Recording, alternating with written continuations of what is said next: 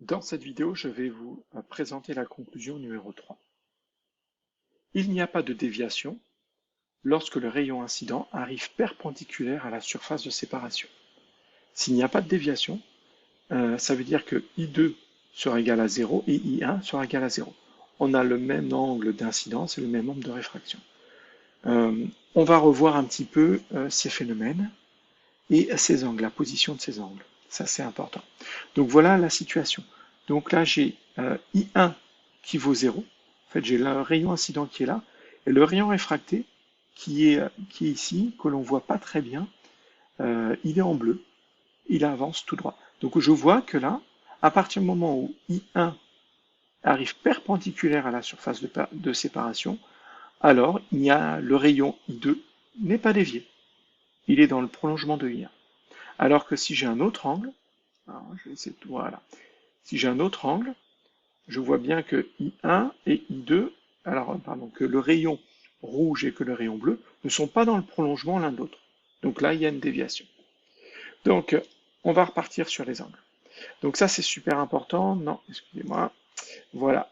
De savoir que on repère tous les angles par rapport à cette droite qui est appelée la normale, c'est-à-dire la droite qui est perpendiculaire à la surface de séparation des deux milieux. Là, on a l'eau, là, on a l'air. Donc, la surface de séparation entre les deux milieux, eh bien, on trace une perpendiculaire et on appelle ça la normale. Et tous les angles sont repérés par rapport à cette normale. Entre ce rayon et la normale, j'ai l'angle de réfraction. Entre ce rayon et la normale, j'ai l'angle d'incidence. Donc ça, c'était important. Maintenant, on va prendre des situations particulières et on va repartir sur la loi de Descartes, c'est-à-dire la première formule. Donc, les angles d'incidence, I1, et de réfraction, I2, sont reliés par une relation mathématique, c'est-à-dire une formule, qui nous dit que N1 fois sinus I1 est égal à N2 fois sinus I2. Donc, ici, oulala, cette formule est un peu bizarre. Qu'est-ce que N1? N1 est l'indice de réfraction du milieu 1. Vous vous souvenez, l'indice de réfraction est connu, ça caractérise le milieu, c'est-à-dire ça dépend du milieu. Si c'est l'air, il vaut 1 sans unité. Si c'est l'eau, il vaut 1,33 sans unité. Si c'est le plexiglas ou le verre, il vaut 1,5 par exemple sans unité. Donc l'indice de réfraction va dépendre du milieu. Ensuite, qu'est-ce que le signe ici? C'est le sinus. Le sinus, c'est quoi? C'est une opération de la calculatrice.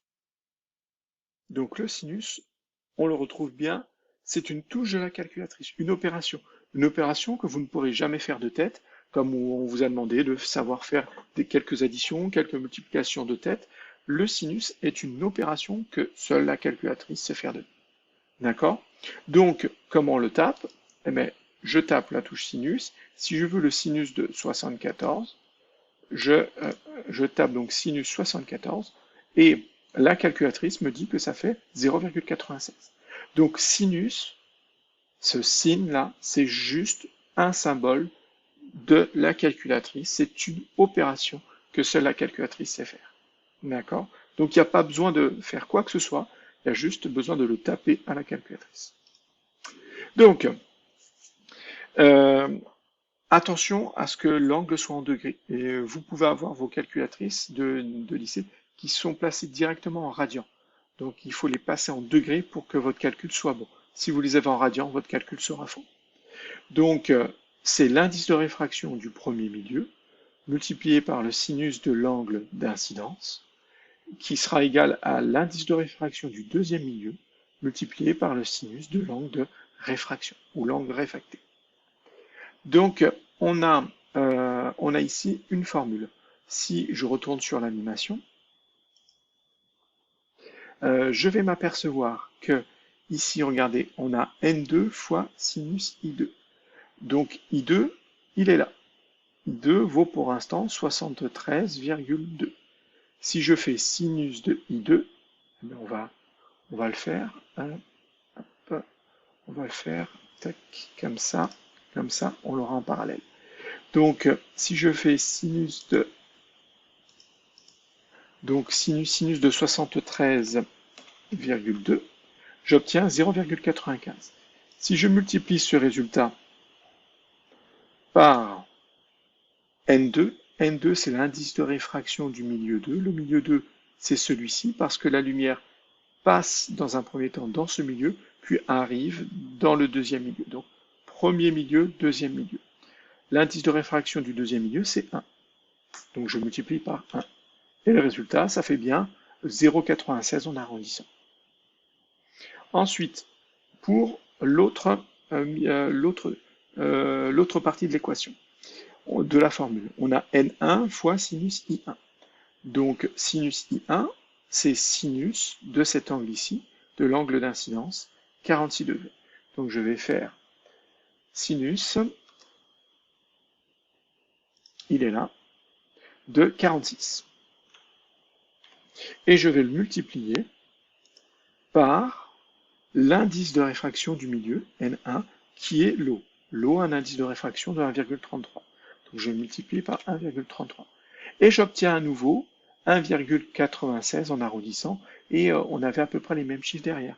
Donc on a bien ici N2 fois sinus I2 qui vaut 0,96, N1 fois sinus I1 qui vaut 0,96, donc les deux sont bien égaux. Ça veut dire quoi? Ça veut dire que si je connais les angles de réfraction et un des angles, je peux calculer le deuxième angle. Ou si je connais les deux angles, incidence et réfraction, et que je connais un indice de réfraction d'un milieu, je pourrais calculer l'autre indice de réfraction du deuxième milieu. Donc ça, c'est très important. Transformer cette formule est assez compliqué. On l'a fait dans une activité. Allez regarder l'activité pour bien vous souvenir comment on la transforme. Ensuite, N1 et N2 sont donc les indices de réfraction. Je répète que les indices de réfraction sont sans unité. Ils caractérisent le milieu, c'est-à-dire qu'ils permettent de reconnaître le milieu transparent 1 et 2. Attention, le 1 et le 2, c'est le sens des flèches qu'il y a sur les rayons qui permet de déterminer quel est le milieu 1, quel est le milieu 2. Et les angles sont en degrés. Attention, pas degrés Celsius, ce n'est pas une température, simplement degrés. Ce sont des angles. Et vos calculatrices, faire attention à ce que vos calculatrices soient en degrés et pas en radians. Ensuite, l'angle de réflexion, IR, est égal à l'angle d'incidence I1. Alors là, extrêmement simple. Il n'y a même pas de formule, en tout cas, il n'y a pas de calcul, c'est simplement une égalité. Donc l'angle d'incidence et l'angle de réflexion sont donc égaux. Ça veut dire quoi? Si je retourne ici, ça veut dire que là, c'est pas affiché, mais cet angle-là, donc qui est l'angle, on a le rayon incident et le rayon réfléchi. Donc là, on a l'angle d'incidence et là, on a l'angle de réfraction. Et bien, ces deux angles-là sont égaux. Si l'animation m'affichait cet angle, elle afficherait 46 degrés. Et toujours les angles repérés par rapport à la normale.